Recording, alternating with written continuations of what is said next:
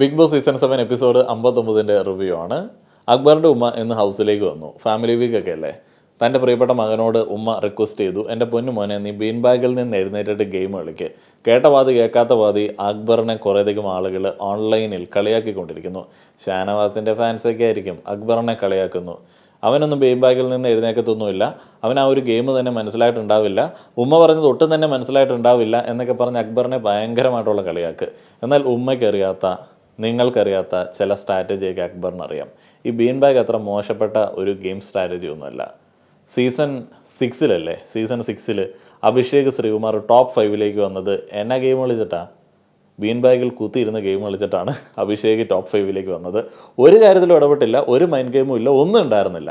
എന്നിട്ട് അഭിഷേക് ശ്രീകുമാർ ടോപ്പ് 5 എത്തി.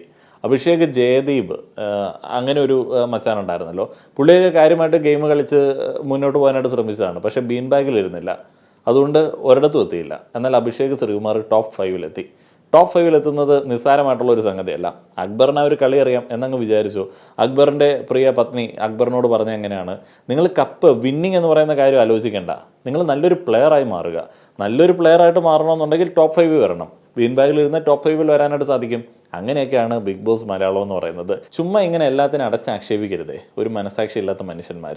പിന്നെ ഉമ്മ തൻ്റെ മകനോട് ബീൻ ബാഗിൽ നിന്ന് എഴുന്നേറ്റിട്ട് കളിക്കുന്നൊക്കെ പറയുന്നത് സ്നേഹം കൊണ്ട് പറയുന്നതാണ്. അമ്മയ്ക്ക് ആഗ്രഹമില്ലേ, വീട്ടിൽ നിന്ന് 2 കാലിൽ നടന്നു പോയ മകൻ പിന്നീട് നടക്കുന്നത് കാണുന്നില്ല, എപ്പോഴും ഇരിക്കുന്നത് കാണുന്ന സമയത്ത് അവർക്കൊരു ആദ്യം പേടി ഉണ്ടാവില്ലേ? അപ്പോൾ അതുകൊണ്ടൊന്ന് എഴുന്നേറ്റൊക്കെ നടന്ന് അമ്മയുടെ ആദ്യം മാറ്റാൻ വേണ്ടി പറഞ്ഞതാണ്. അല്ലാതെ ഇത് ഗെയിം കാര്യങ്ങളൊന്നുമല്ല, ചുമ്മാ ആൾക്കാർ കളിയാക്ക്. പിന്നെ ആദില നൂറ അതിൽ തന്നെ ഉണ്ട് വലിയൊരു ആദി. അവർക്ക് വലിയൊരു ആദി ഉണ്ടായിരുന്നു. കാരണം അവരുടെ വീട്ടിൽ നിന്ന് ആരായിരിക്കും വരുന്നത്? വീട്ടിൽ നിന്ന് ആരും വന്നില്ല എങ്കിൽ കൂടെ പാര വെക്കാൻ തരത്തിലുള്ള കൂട്ടുകാർ ആരും വരരുത് എന്നുള്ളൊരു ആഗ്രഹം അവർക്ക് ഏറെ ഉണ്ടായിരുന്നു. ദിയാസനെ ആയിരിക്കും വരുന്നതെന്ന് അക്ബർ പറഞ്ഞ സമയത്തിന് അതിനകത്തൊരു ഹിൻഡ് ഓൾറെഡി ഉണ്ടായിരുന്നു. ഹിൻഡെന്നാണല്ലോ ഇങ്ങനെയുള്ള കുത്തിത്തിരിപ്പുകളെ പറയുന്നത്. എന്താണ്, ദിയാസന വന്നു കഴിഞ്ഞാൽ ചിലപ്പോൾ കുറച്ച് നെഗറ്റീവ് ആവാനായിട്ടുള്ള സാധ്യതയുണ്ട്.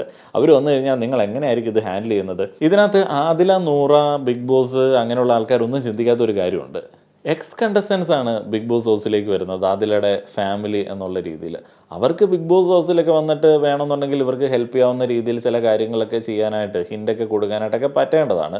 ദിയാസനയൊക്കെ കാര്യമായിട്ട് തന്നെ ആ ഒരു കാര്യങ്ങളൊക്കെ നിർവഹിച്ച് പോരുന്നുണ്ട്. എല്ലാ ആളുകളുടെയും ഗെയിമിനെ കുറിച്ചൊരു ചെറിയ ഹിൻ്റൊക്കെ കൊടുത്തിട്ടാണ് ആദിലയുടെ ഫാമിലി ഹൗസിൽ നിന്ന് പോകുന്നത്. ജാസ്മിൻ എന്ത് നല്ല പെരുമാറ്റമാണ് ഹൗസിലേക്ക് വന്നിട്ട്. ജാസ്മിൻ വളരെയധികം ഒരു ഗ്രാറ്റിറ്റ്യൂഡൊക്കെ നമ്മുടെ ആദില, നൂറ എന്നിവരുടെ അടുത്തൊക്കെ കാണിക്കുന്നുണ്ട്.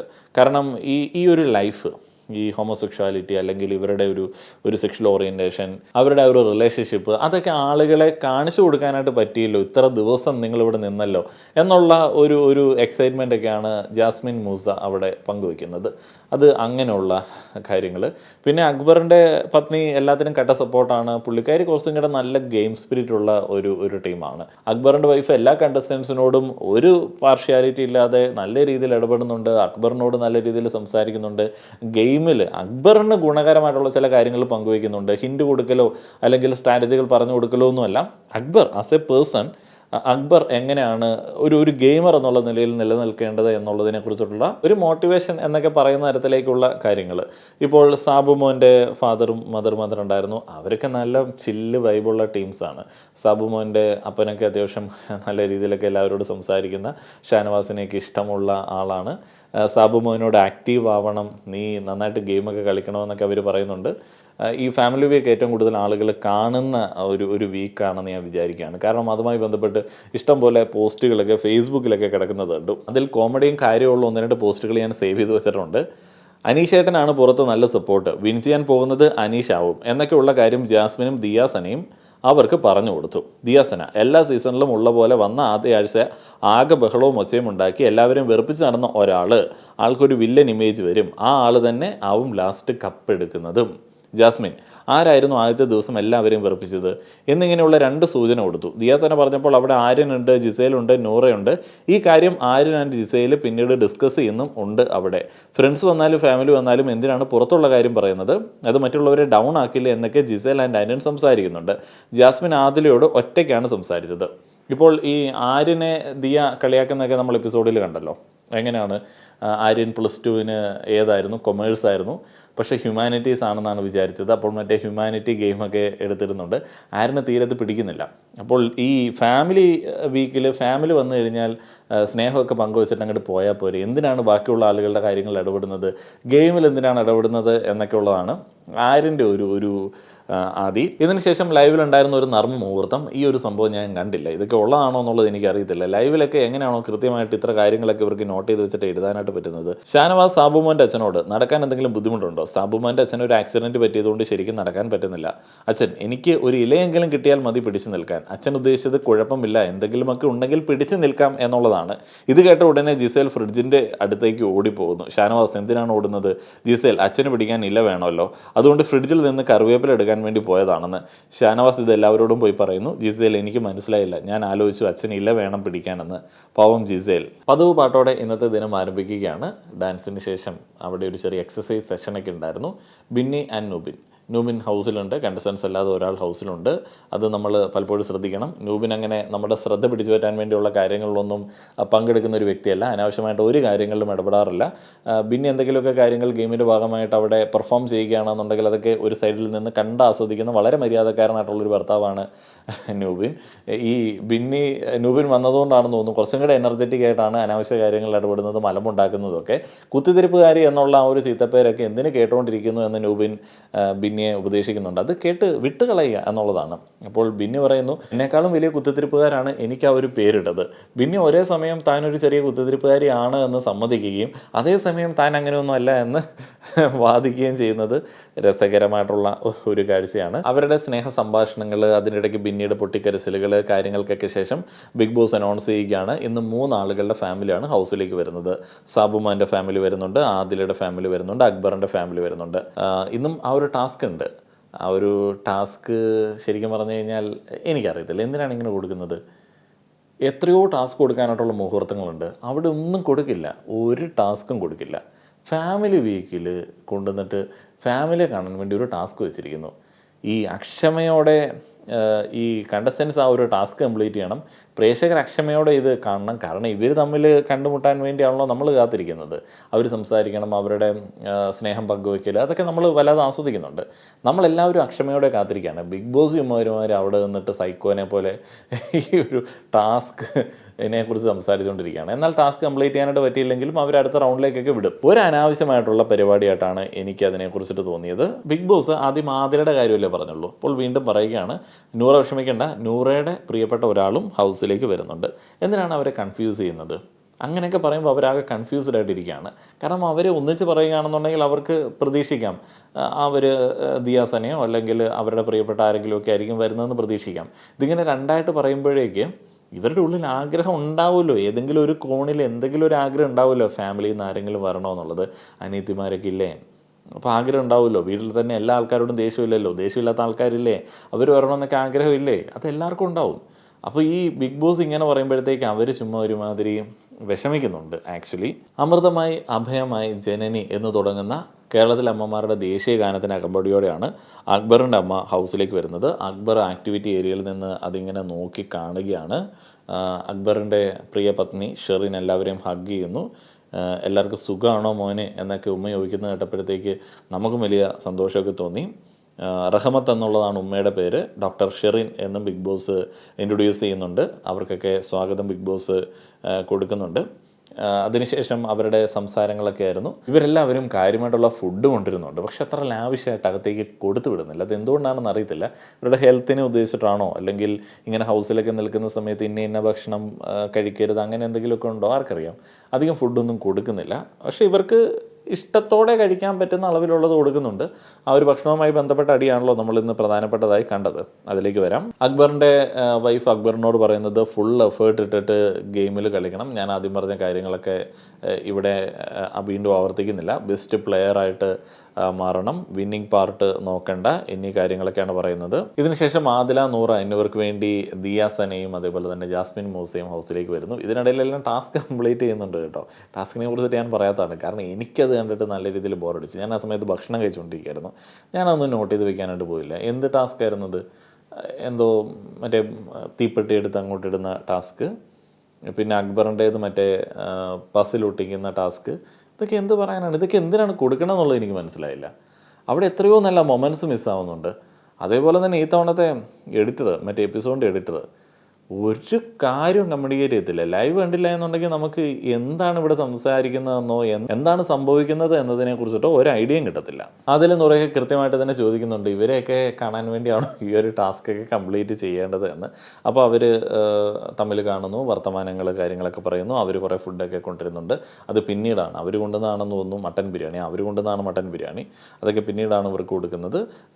ദിയാസന മറ്റേ തൻ്റെ പഴയ ഓർമ്മകൾ കൈവിറക്കുന്നുണ്ട്. ദിയക്കാണെങ്കിൽ കുറേ കാലം കൂടി ഹൗസിലേക്ക്, തറവാട്ടിലേക്ക് വന്നതുപോലെയാണ് തോന്നിയത്. എന്നാൽ ജാസ്മിന് ട്രോമയാണ് എന്നൊക്കെ ജാസ്മിൻ പറയുന്നു. അങ്ങനെയൊക്കെയാണ് ഹൗസിലെ കാര്യങ്ങൾ. മുൻ കണ്ടസ്റ്റൻസ് ആണ് ഇവർക്ക് വേണ്ടി വന്നത്. അതൊരു എക്സ്ട്രാ പ്രിവിലേജ് ആണ്. പക്ഷേ അത് എങ്ങനെ ഗുണകരമായിട്ട് മാറുന്നു എന്ന് ചോദിച്ചു കഴിഞ്ഞാൽ ഈ കണ്ടസ്റ്റൻസിന് അതിലൊന്നും താല്പര്യമൊന്നുമില്ല. ഹിൻ്റ് എടുക്കാനൊന്നും താല്പര്യമൊന്നുമില്ല. ഇപ്പോൾ ഇഷ്ടമില്ലെങ്കിൽ കൂടെ, താല്പര്യമില്ലെങ്കിൽ കൂടെ അവരെ അങ്ങോട്ട് കേട്ടിരിക്കുക. കഴിഞ്ഞ തവണയൊക്കെ കണ്ടില്ലേ, വെറുതെ ഇളിച്ച് കേട്ടോണ്ടിരിക്കുകയാണ്. ആക്കലാണെങ്കിലും ഇല്ലാതാക്കലാണെങ്കിലും വിളിച്ച് കേട്ടോണ്ടിരിക്കുകയാണ്. കാരണം എന്തെങ്കിലും അതിൽ നിന്ന് എടുക്കാൻ പറ്റുമല്ലോ.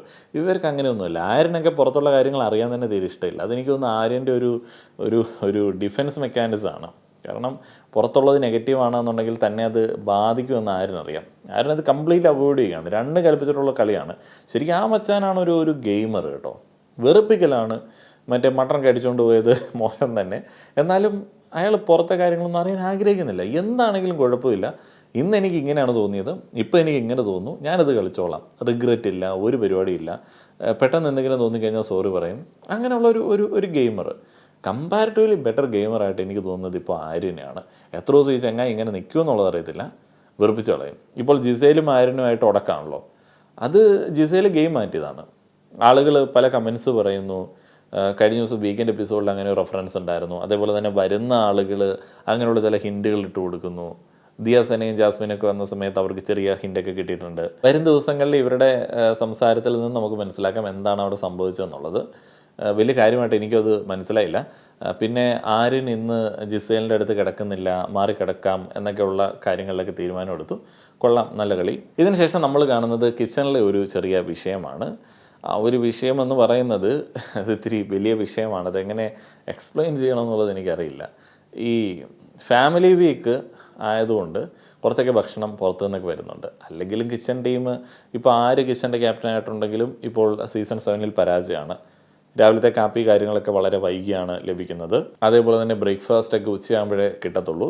ഇവരുടെ ഐഡിയ എന്ന് പറയുന്നത് എന്തെങ്കിലുമൊക്കെ ഭക്ഷണം എപ്പോഴെങ്കിലുമൊക്കെ കൊടുക്കുക എന്നുള്ളതാണ്. അവിടെ ഒരു കാര്യം സംഭവിച്ചത് എന്താണെന്ന് വെച്ച് കഴിഞ്ഞാൽ വന്നതെല്ലാം നോൺ വെജ് ഫുഡൊക്കെയാണ്. അപ്പോൾ അത് പല ആളുകളും രാവിലെ മന്തിയൊക്കെ നല്ല രീതിയിൽ കഴിച്ചു. അപ്പോൾ ജിസേലിനുള്ള വെജിറ്റേറിയൻ ഫുഡ് ഉണ്ടായിരുന്നില്ല. അപ്പോൾ ഫുഡ് ഉണ്ടാക്കുന്ന കാര്യത്തെക്കുറിച്ചിട്ടുള്ള ആലോചനയാണ്. ബിന്നി അവിടെ ജിസേൽ ഫുഡ് ഉണ്ടാക്കാൻ വന്നപ്പോഴത്തേന് ചോദ്യം ചെയ്യുന്നു. അങ്ങനെ അവിടെ കിടന്ന് അങ്ങോട്ടും ഇങ്ങോട്ടും അലമ്പും കാര്യങ്ങളും. അതിനിടയ്ക്ക് ബിന്നി ഒരു മോശം ക്യാപ്റ്റനായിരുന്നു എന്നുള്ളതിനെ കുറിച്ചിട്ട് അനീഷ് പറയുന്നു. രാത്രി കാപ്പി ഉണ്ടാക്കി പല ആളുകളും കഴിച്ചതിനെ കുറിച്ചിട്ടും അനീഷിൻ്റെ സുഹൃത്ത് അടക്കം ഈ കിച്ചണിൽ അങ്ങനെയൊക്കെ പെരുമാറിയതിനെ കുറിച്ചിട്ടുമൊക്കെ ബിന്നി പറയുന്നുണ്ട്. അതൊക്കെ ബിന്നിയുടെ കഴിവുകേടാണെന്ന് അനീഷ് പറയുന്നു. ആക്ച്വലി ഈ ഒരു വഴക്കിന് മരുന്നിട്ട് കൊടുത്തത് ലക്ഷ്മിയാണ്. ഇത് തുടക്കമിട്ടത് ലക്ഷ്മിയാണ്. ലക്ഷ്മി വെജിറ്റേറിയൻ ഫുഡിൻ്റെ കാര്യത്തെക്കുറിച്ചിട്ട് പറയുന്നു. പക്ഷേ ലക്ഷ്മി നല്ല രീതിയിൽ നോൺ വെജ് കഴിച്ചിട്ടുണ്ട്. അത് അനീഷ് തിരിച്ചു പറയുന്നു. ഇതിനൊക്കെ ഇടയിലേക്കാണ് സാബുമാൻ്റെ ഫാമിലി വരുന്നത്. സാബുമാൻ്റെ അച്ഛൻ പറയുന്നത് മക്കൾ നല്ല രീതിയിൽ ഇമ്പ്രൂവ് ചെയ്യണം, കുറച്ചും കൂടെ ആക്റ്റീവ് ആകണം എന്നൊക്കെ ഉള്ളതാണ്. പിന്നീട് നമ്മൾ എപ്പിസോഡിൽ കാണുന്നത് നിവിൻ്റെ മറ്റേ കൊഞ്ചൽ മെഴുകൽ പരിപാടിയാണ്. എന്ത് ബോറാണല്ലേ. നിവിനും അനുമോളും കൂടെ ശരിക്കും പറഞ്ഞാൽ ബിന്നി ആൻഡ് നുബിൻ വന്നതിന് ശേഷം കുറേയധികം കൃത്യത്തരങ്ങൾ കാണിക്കുന്നുണ്ട്. നെവിൻ എന്താണ് ഉദ്ദേശിക്കുന്നത് എന്നുള്ളത് എനിക്കറിയില്ല. നെവിൻ ഇവരുടെ ഇടയ്ക്ക് ഇങ്ങനെ വന്ന് ഒരുമാതിരി കിടന്ന് ഓരോ കോപ്രായങ്ങളൊക്കെ കാണിച്ച് ഒരു ഭയങ്കര ബോറിംഗ് ആയിട്ടുള്ള ഒരു ആക്ട്. അത് നെവിൻ്റെ ഒരു ഗെയിമിനെ നല്ല രീതിയിൽ ബാധിക്കാൻ സാധ്യതയുണ്ട്. നെവിൻ എവിടെ നിന്നോ കുറച്ച് അനാവശ്യ കോൺഫിഡൻസ് ഒക്കെ കിട്ടിയിട്ടുണ്ട്. കുട്ടികൾക്കിടയിലുള്ള സൂപ്പർ സ്റ്റാറാണ് നെവിൻ എന്നൊക്കെ നെവിൻ ചിന്തിക്കുന്നുണ്ട്. ഫാമിലി വീക്കിൽ എനിക്ക് പ്രത്യേകമായി തോന്നിയൊരു കാര്യമുണ്ട്. ജിസേൽ എല്ലാ ആൾക്കാരും കെയർ ചെയ്യുന്നത്, പേരൻസൊക്കെ വരുന്ന സമയത്ത് അവരെ കെയർ ചെയ്യുന്നത് വളരെ നല്ലൊരു കാഴ്ചയായിരുന്നു. പിന്നീട് ഒനിൽ, ജിസേൽ, അക്ബർ എന്നിവർ എന്തോ സംസാരിക്കുന്നുണ്ട്. ഒരു ലക്ഷ്മിയെ കാര്യമായിട്ട് തന്നെ വിമർശിക്കുന്നുണ്ട്, കുറ്റമൊക്കെ പറയുന്നുണ്ട്. ആര്യനെ കുറിച്ചിട്ടും ചില കാര്യങ്ങൾ പറയുന്നുണ്ട്. അപ്പോൾ ജിസേൽ എന്താണ് ആര്യനെ കുറിച്ചിട്ട് പറയുന്നത് എന്നുള്ളത് എനിക്ക് ആക്ച്വലി മനസ്സിലായില്ല. ഞാനത് ലൈവ് കണ്ടില്ല. അത് നിങ്ങൾ അറിയാവുന്നുണ്ടെങ്കിൽ ഒന്ന് പറഞ്ഞു തരണം. ഈ ഒനിയിൽ കാര്യമായിട്ട് തന്നെ ആര്യനെതിരെയൊക്കെ സംസാരിക്കുന്നത് നമ്മളിന്ന് എപ്പിസോഡിൽ കണ്ടതാണ്. പിന്നീട് നമ്മൾ എപ്പിസോഡിൽ കേട്ടത് നൂറ പേരൻസ് വന്നില്ലെങ്കിൽ ഹാപ്പിയാണ്. ബിക്കോസ് വന്ന ആളുകളൊക്കെ ഹാപ്പിയാണല്ലോ. വന്ന ആളുകൾ ഹാപ്പിയാണല്ലോ എന്ന് പറയുമ്പോൾ ഇവർക്ക് പുറത്ത് നല്ലൊരു സപ്പോർട്ടുണ്ട് എന്നുള്ളൊരു ചിന്ത കൊണ്ടൊക്കെ ആയിരിക്കാം അവർ അങ്ങനെ പറഞ്ഞത്. സപ്പോർട്ടൊക്കെ ഉണ്ട്. ഇപ്പോൾ നമ്മൾ ഈ ഗെയിം ഇങ്ങനെ കുത്തിയിരുന്ന് കാണുന്ന ആളുകളായതുകൊണ്ട് ആതിരയുടെ ചില പരിപാടികളൊക്കെ വിമർശിക്കുമെന്നുണ്ടെങ്കിലും ഇവരെ പൊതുവേ ആളുകൾ അക്സെപ്റ്റ് ചെയ്തിട്ടുണ്ട്, ഓൾമോസ്റ്റ് അക്സെപ്റ്റ് ചെയ്തിട്ടുണ്ട്. കുറച്ച് മറ്റേ തീവ്ര കാക്ക ടീംസ് മാത്രമാണ് ശരിക്കും പറഞ്ഞാൽ ഇവർക്കെതിരെ ഹെയ്റ്റ് പ്രചരിപ്പിച്ചുകൊണ്ടിരിക്കുന്നത്. അതിപ്പോൾ ഇവർക്കെതിരെ മാത്രമാണോ? പ്രിയപ്പെട്ട ലാലേട്ടനെതിരെ ഇവർ എന്തോ ഒരു ഹെയ്റ്റാണ്. അത് അവന്മാർ വേറെ രീതിയിലേക്ക് കൊണ്ടുപോയി, രാഷ്ട്രീയമായിട്ടൊക്കെ കൊണ്ടുപോയി. കഴിഞ്ഞ ദിവസം കുസാറ്റിൻ്റെ ആ ഒരു ജംഗ്ഷനിൽ വെച്ചിട്ട് മറ്റേ ടീംസ് നടത്തിയ ഒരു ഒരു എന്തോ ഒരു മറ്റേ സ്ത്രീകളെയും പുരുഷന്മാരെയും കൂടെ ഇങ്ങനെ സാരിമറയൊക്കെ കെട്ടിയിട്ട് പ്രഭാഷണം അടിച്ചേൽപ്പിക്കുന്ന പരിപാടി ഉണ്ടല്ലോ. ആ പരിപാടി വെച്ചിട്ട് ഇവരുടെ പ്രധാനപ്പെട്ട ചർച്ച മോഹൻലാലിൻ്റെ LGBTQ അനുകൂല നിലപാടൊക്കെ ആയിരുന്നു. അപ്പോൾ അത് വേറെ ഗെയിം. ഏതായാലും നൂറയൊക്കെ ഹാപ്പിയാണ്. ഈ ജിസേൽ ആൻഡ് ആര്യൻ ആ ബാത്റൂമിൽ വെച്ചിട്ടും എന്തോ ഒന്നും രണ്ടും പറഞ്ഞ് ഇംഗ്ലീഷിലൊക്കെ എന്തൊക്കെയോ സംസാരിക്കുന്നുണ്ട്. I'm not your girlfriend എന്ന് പറഞ്ഞത് മാത്രം എനിക്ക് കൃത്യമായിട്ട് തിരിഞ്ഞു. ഇതിന് ശേഷമാണ് മട്ടൺ ബിരിയാണിക്ക് വേണ്ടിയുള്ള കൂട്ടയിടി. ഓ, ഷാനവാസും ആര്യനും എൻ്റെ പൊന്നോ എന്നെ അലമ്പാണ്. ഷാനവാസ് ഒരുമാതിരി മട്ടന് വേണ്ടി മുട്ടനടി, അമ്മാതിരി അലമ്പ് അവിടെ കിടന്നിട്ട്. അനുമോളാണെങ്കിൽ അതിൻ്റെ ഇടയ്ക്ക് അനുമോൾ ഇങ്ങനെ ഭക്ഷണം വീതിച്ചു കൊടുക്കുന്ന പരിപാടി എന്തോ ഒരു ബോറ് പരിപാടിയാണ്. അത് നമ്മളെപ്പോഴും കാണുന്നതാണ്. അനുമോൾ ഒരു ചെരുവായിട്ട് ഇങ്ങനെ നിൽക്കും, ആളുകളിങ്ങനെ ഭക്ഷണം അനുമോളുടെ അടുത്ത് പോയി ഇങ്ങനെ വാങ്ങിച്ചുകൊണ്ട് പോകും. അതിനാണ് വേറെ ആൾക്കാരൊന്നും കിച്ചൺ ടീമിൽ വരുന്ന സമയത്ത് ഇങ്ങനെയല്ലേ ഭക്ഷണം കൊടുക്കുന്നത്. ഈ ചെമ്പും തവിയായിട്ട് ഇങ്ങനെ അനുമോൾ മാത്രം അവിടെ കാണാറുള്ളല്ലോ. അനുമോൾ കിച്ചണിൽ വരുമ്പോൾ മാത്രമാണ് ഈ ചെമ്പും തവിയായിട്ട് അവിടെ അനുമോൾ നിൽക്കുന്നത്, അലമ്പുണ്ടാവുന്നതൊക്കെ. ഇങ്ങനെ ഊഴം കാത്ത് നിൽക്കുന്നു, കുറേ ആളുകൾ വീതം വെക്കുന്നു. അത് പീസ് ചെറുതായെന്നോ വലുതായെന്നോ ഷാനവാസ് പീസ് മാറിയെടുത്ത ആര്യനാണ് കേട്ടോ. ആദ്യം ആര്യനാണ് എടുത്തത്. ഷാനവാസ് അവിടെ അലമ്പുണ്ടാക്കുന്നതേ ഉള്ളൂ. അതിനുശേഷം ഷാനവാസ് എടുക്കുന്നു. അങ്ങനെയൊക്കെയുള്ള മൊത്തത്തിലുള്ള അലമ്പ്. അനീഷ് അവിടെ തൻ്റെ പ്രിയ കൂട്ടുകാരനെതിരെ കൃത്യമായിട്ടുള്ള നിലപാടൊക്കെ എടുത്തിട്ടുണ്ട്. അനു ഇവിടെ നിന്ന് പിണങ്ങി പോകുന്നു, മോഷണമാണ് എന്നൊക്കെ ബാക്കിയുള്ള ആളുകൾ ആരോപിക്കുന്നു. ബിന്നി പറയുന്നു നീ ഫ്രീഡം കൊടുത്തിട്ടാണ്. അനുമോള് പറയുന്നു ഫുഡ് കണ്ടിട്ടില്ല ഇവർക്കൊക്കെ തൊണ്ടയിൽ നിന്ന് ഇതിറങ്ങുമോ, കഴിക്കുന്ന ഫുഡിനോട് റെസ്പെക്റ്റ് ഇല്ല. അതിൽ പറഞ്ഞ് നിർത്ത് അനു, കുറച്ചായില്ലേ, മതിയായില്ലേ എന്നൊക്കെ ചോദിക്കുന്നു. എനിക്ക് പറ്റണില്ല, എനിക്ക് ഫുഡ് വേണ്ട എന്നൊക്കെ അനുമോള് പറയുന്നുണ്ട്. അനുമോള് പിന്നെ ഫുഡ് വേണ്ട എന്ന് പറഞ്ഞാലും കുറച്ച് കഴിയുമ്പോൾ വന്ന് കഴിച്ചോളും. ഇന്നും ഇന്നലെയും തുടങ്ങിയതല്ല, ഭക്ഷണത്തിന് മുന്നേ നിന്ന് ബഹളം വെച്ച് കഴിഞ്ഞാൽ നന്നാവില്ല എന്നൊക്കെ അനുമോള് പറയുന്നുണ്ട്. ഒരിക്കലും നന്നായിട്ടില്ല. കാരണം ബഹളം വെച്ചിട്ടുള്ള ഷാനവാസിന് ഭക്ഷണം നല്ല രീതിയിൽ ആസ്വദിക്കാൻ പറ്റിയില്ല. അതാണ് ഇതിൻ്റെ ലോജിക്ക്. ഭക്ഷണത്തിന് മുമ്പ് വെച്ച് നിങ്ങൾ അലമ്പുണ്ടാക്കി കഴിഞ്ഞാൽ എന്ത് സംഭവിക്കും? ഭക്ഷണം നല്ല രീതിയിൽ ആസ്വദിക്കാൻ പറ്റത്തില്ല. ചിലപ്പോൾ കയ്യാങ്കളിയിലേക്കൊക്കെ പോകുന്ന സമയത്ത് ഭക്ഷണമൊക്കെ എടുത്തിട്ട് തലക്കടിക്കാനായിട്ടുള്ള സാധ്യതയുണ്ട്. അല്ലാതെ ഇതിനകത്ത് വേറെ വലിയ സംഗതിയൊന്നുമില്ല. ഷാനവാസും ആര്യനും ഒന്നു ചേരുകയാണ്. അവർ പറയുന്നു ക്യൂവിൽ നിന്ന് കെഞ്ചണം, അനുവിൻ്റെ അടുത്തുനിന്ന് ഫുഡ് കിട്ടണം എന്നുണ്ടെങ്കിൽ. അനീഷ് അവിടെ കൃത്യമായിട്ട് ഷാനവാസിനെതിരെ പോയിന്റ്സ് പറയുകയാണ്. ഈക്വലായിട്ട് എല്ലാ ആളുകൾക്കും കൊടുത്തുകൊണ്ടിരുന്ന സ്ഥലത്ത് വന്ന് കച്ചറ കാണിച്ചത് ഷാനവാസാണ്, വളരെ മോശമായിപ്പോയി. നിനക്ക് എങ്ങനെ ഇറങ്ങുന്നു ഷാനവാസെ ഭക്ഷണം എന്നൊക്കെ ചോദിക്കുമ്പോൾ ഷാനവാസ് അവിടെ ഭക്ഷണം വെച്ചിട്ട് പോവുകയാണ്. ഒനിയിൽ അവിടെ ആര്യനോട് പറയുകയാണ് നിന്റെ പ്രായത്തിന് ഈ തെറ്റിത്തരൊക്കെ കാണിക്കാം, ഷാനവാസ് ഇത്ര പക്വതയുള്ള ഒരാളാകുമ്പോൾ അങ്ങനെയൊക്കെ കാണിക്കാനായിട്ട് പാടുണ്ടോ? നെവിൻ ഷാനവാസിനോട് പറയുന്നു അക്സെപ്റ്റ് ചെയ്യൂ, നിങ്ങൾ വന്ന് അലമ്പ് കാണിച്ചു എന്നുള്ളത് അക്സെപ്റ്റ് ചെയ്യൂ എന്നൊക്കെ പറയുന്നു. അപ്പോൾ ഷാനവാസ് പറയുന്നു ഞാനങ്ങനെ മോഷ്ടിച്ചിട്ടൊന്നുമില്ല, എടുത്തുകൊണ്ട് പോയത് എല്ലാവരുടെയും മുന്നിൽ വെച്ചിട്ടാണെന്നൊക്കെ പറയുന്നു. അതിനുശേഷം ഒനിയിലും ആര്യനും കൂടെ അങ്ങോട്ടും ഇങ്ങോട്ടും അലമ്പാണ്. നിനക്കൊരു ഗെയിമും ഇല്ല എന്നൊക്കെ ഒനിയിൽ പറയുന്നു. ഒനിയിൽ എന്ത് ഗെയിമാണുള്ളത്? അക്ബർ ആണെങ്കിൽ ആ ഒരു വിഷയം വിടാനൊക്കെ പറയുന്നുണ്ട്. എന്ത് വിഷയമാണ്? ഒനിയിൽ ആ ഒരു ഗെയിം എന്ന് ഉദ്ദേശിച്ചത് വീക്കെൻഡ് എപ്പിസോഡിലുള്ള ആ ഒരു കാര്യമായിരിക്കും, നമ്മുടെ ജിസേൽ ആര്യൻ്റെ ഒക്കെ കാര്യമായിരിക്കും. അപ്പോൾ ഷാനവാസ് അങ്ങടേക്ക് ഇടപെടുന്നു.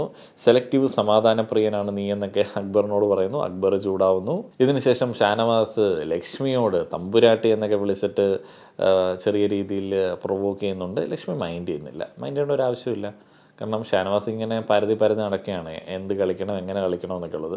ലക്ഷ്മി അത് മൈൻഡ് ചെയ്യുന്നില്ല. ലക്ഷ്മിയുടെ ഗെയിം അത്ര നല്ലതായിട്ടൊന്നും എനിക്ക് തോന്നുന്നില്ല. പക്ഷേ ഷാനവാസിൻ്റെ ഗെയിമിന് നിന്ന് കൊടുക്കേണ്ട ആവശ്യമുണ്ടെന്ന് എനിക്ക് തോന്നുന്നില്ല. മട്ടൺ ഇച്ചിരി മുറ്റാണെന്നൊക്കെ പറഞ്ഞ് നെവിൻ അനുമോളുടെ ഭക്ഷണത്തിൽ കയറ്റ് വരുന്നു. പറ്റണില്ല, പഴയതുപോലെ പോളിംഗ് ഇല്ല എന്നൊക്കെ ഉള്ളതാണ് നെവിൻ പറയുന്നത്.